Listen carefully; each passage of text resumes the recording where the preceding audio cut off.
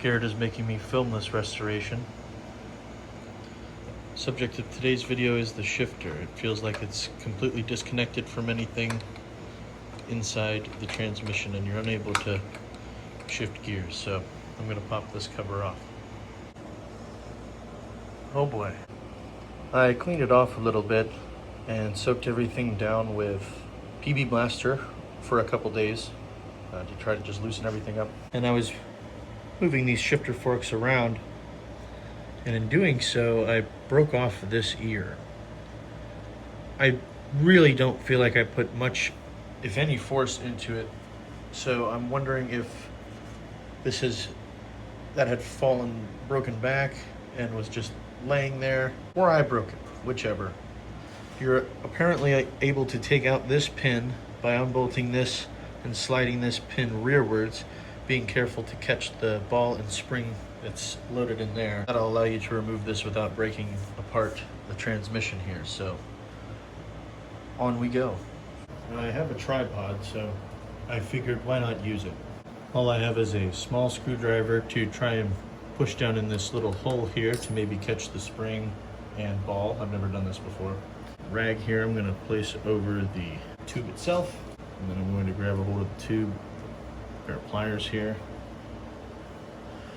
Use a dead blow to see if I can push that back. Oh, there, it moved a little. Okay, there it felt like it was a really big chunk shaft. Another big movement there. Able to move it by hand. Oh, whoops. Okay, I thought I saw maybe a ball come out, but I think it was just a glob of sludge. So I think we have a little more to go.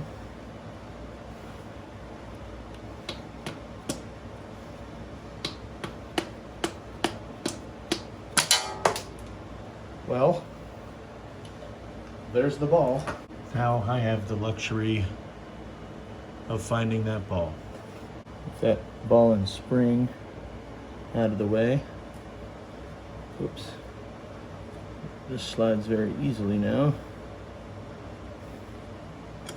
And here's that broken shift fork. After much feeling around with a magnet, I've luckily found that ball bearing. Here's the shifter fork cleaned up. You can see the broken part there. We can also see that it was welded once before, and that one seems to have held up. I've picked up a couple different sized magnets from Harbor Freight, so now I'm going to try and fish that broken piece out of the transmission.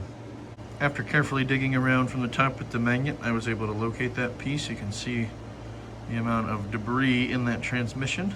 Let's go ahead and get it welded back on.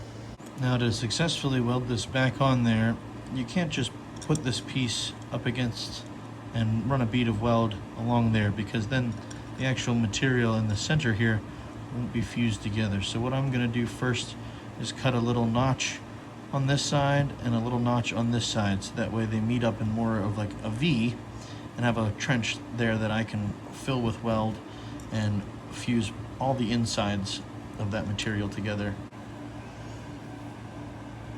All right, now you can see I'm holding it where it used to go there, and half of it is opened up, so I can fill that up with weld. And that should make for a pretty strong connection, I think, if this one was able to hold up. I'm not going to set up any crazy fixturing for this. That looks pretty straight. I'm going to go get my blowtorch and put some heat into this first. There's a ton of oils burning off, even though I used brake clean to clean this, so I'm thankful that I heated it up here.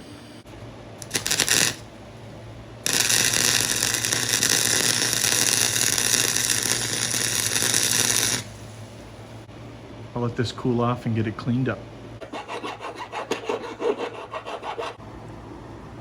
All right, here it is all cleaned up. I think that is going to be more than strong enough. I had thought about maybe welding this little gap here, but they didn't over here. Looks like I got really good penetration all around. So good to go. I think I have everything ready.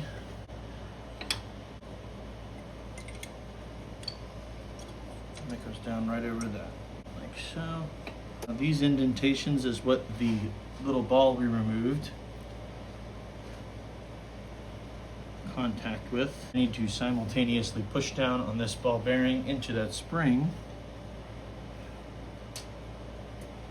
and push the shaft in. I'm using a bolt here because the bottom of it's concave, but it's small enough of a dimension of a diameter that I think the shaft will be able to catch it and I can get it out of the way.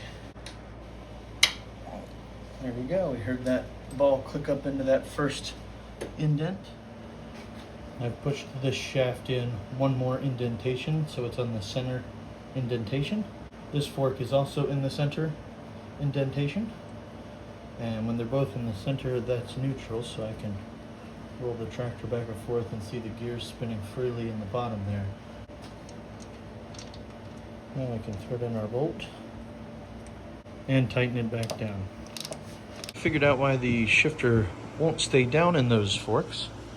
There's a little hole here designed for a pin to keep that spring under tension and keep the shifter in the correct position, which is up here. I think, like many farmers before me, this will be my new pin. I think I forgot to hit record. All it took was just making sure that end went into the shifters, and then once I got it all down in there, I compressed that spring and put that pin in. Now the shifter feels like it's interfacing. I know I'm in neutral now, so.